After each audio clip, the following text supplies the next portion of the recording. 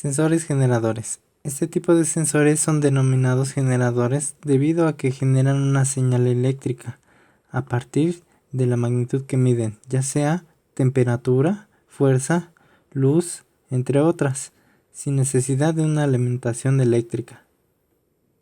Entre los sensores generadores están los sensores termoeléctricos o termopares, sensores piezoeléctricos, sensores piroeléctricos, sensores fotovoltaicos y sensores electroquímicos. El efecto termoeléctrico es la conversión de la diferencia de temperatura a una tensión eléctrica, o viceversa, de una tensión eléctrica a una diferencia de temperatura.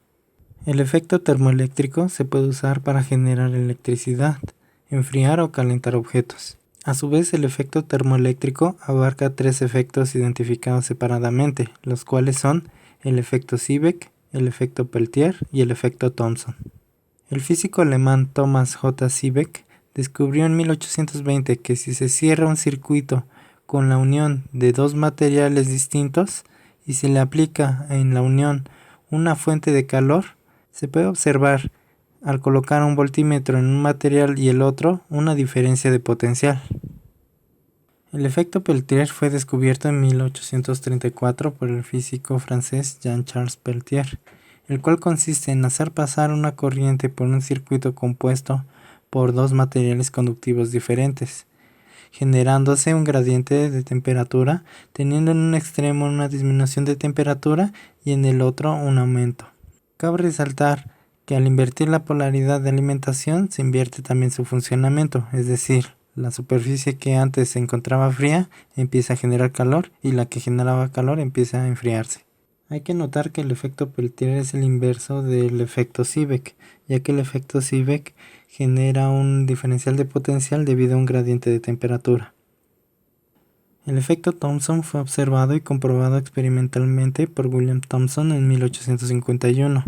Es un efecto el cual establece que si una corriente fluye a través de un conductor y dicho conductor se encuentra inmerso en un gradiente de temperatura, es decir, aquí se tiene una temperatura y en el otro extremo otra, el calor generado o absorbido será proporcional al producto de la corriente y el gradiente de temperatura. Un termopar es un sensor para medir la temperatura. Se compone de dos metales diferentes, unidos en un extremo. Cuando la unión de los dos metales se calienta o enfría, se produce una tensión que es proporcional a la temperatura. Las aleaciones de termopar están comúnmente disponibles como alambre. Los termopares se clasifican por medio de letras. Cada uno tiene diferentes composiciones de dos conductores. Se tiene un margen en el cual están operando y el máximo de milivolts que pueden generarse en ese margen de operación.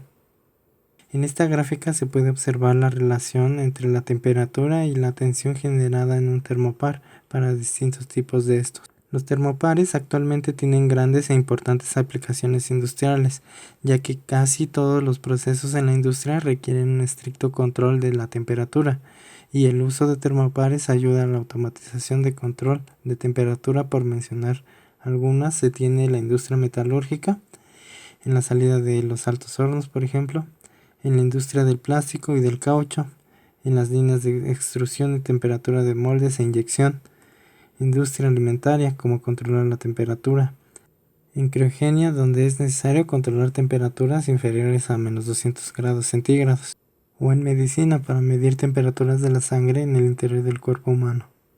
Entre las ventajas del termopar se tiene un gran rango de temperaturas de operación, desde menos 270 grados centígrados a 3000 grados centígrados. No necesitan alimentación, pues ya generan una tensión en sus terminales. Tienen estabilidad a largo plazo después de una correcta calibración y linealidad en su respuesta. Entre las desventajas se tiene que son vulnerables a corrosión, lecturas incorrectas ante ambientes húmedos, requieren de mantenimiento constante. La calibración correcta de los termopares puede ser tediosa y difícil. Hay que mantener la temperatura de referencia fija.